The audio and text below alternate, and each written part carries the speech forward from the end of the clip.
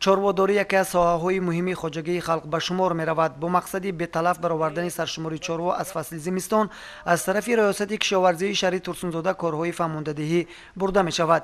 از سبب کمبارش آمدن فصل زمستان و بهار سال 2017 و 2018 و نبودن خوراک چاروا در چراگاه‌های زمستانه، امسال سرشمار چاروا از چراگاه‌های تابستانه دیرتر آورده می‌شود. نمایندگان ساحه کشاورزی از این خاطر به چراگاه‌های تابستانه رفته با سرچوپان‌های خواجگی‌ها صحبت و ملاقات‌های سودمند را در این سمت انجام دادند. ما با چوپانا مصلحت کردیم، مصلحت دادیم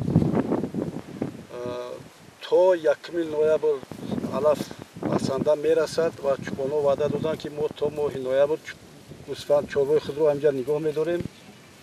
بعد از 1 نوامبر به چراگاه‌های زمستانه می‌گذاریم.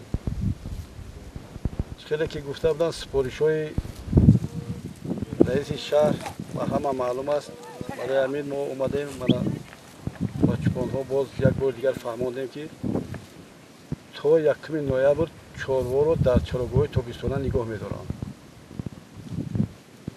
در چراگاه‌های تابستانه زیاده از 47,000 سر گوسفند چاروای میده شاخدار نگاه می‌شده ایستاده است. و اینجا خواجگی‌های باغ سامان، نمونه، جنگل قراتاق، خواجگی دهقانی از جمله خواجگی دهقانی عطاالله، کنجا نظیرов بسیارند و ما با همه آنها سپارش دادیم که تا 1 نوامبر در همین چراگاه‌های تابستانه گوسفندهای خود را نگاه می‌دارند. با آمده خبر می‌گیریم و سپارش‌ها را می‌رسونیم.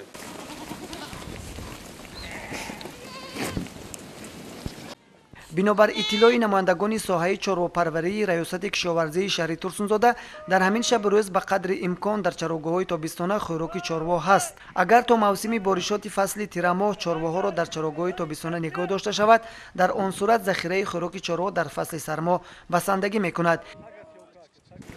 خیلی که به همه معلوم این سال برای چاروادارا سال وزمین آمد.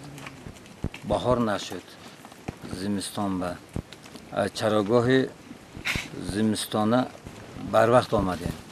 من حاضر مالای ما چراگاه های تابستانه قراتاق به گشت سال است. لیکن امسال کمک وزنش رو نگه کرده، خیلی چراگاه به بارانگر شد، برف نقص بود، چراگاه به علف نقص. برای همین ما حاضر من حکومت شهر کشاورزی متخصص همه وقت ما با فریاد کرده فهمانده صدایی که حرکت کنید که از چراگاه تابستانه دیرتر گشتم برای اینکه علف هست بسنده نقص.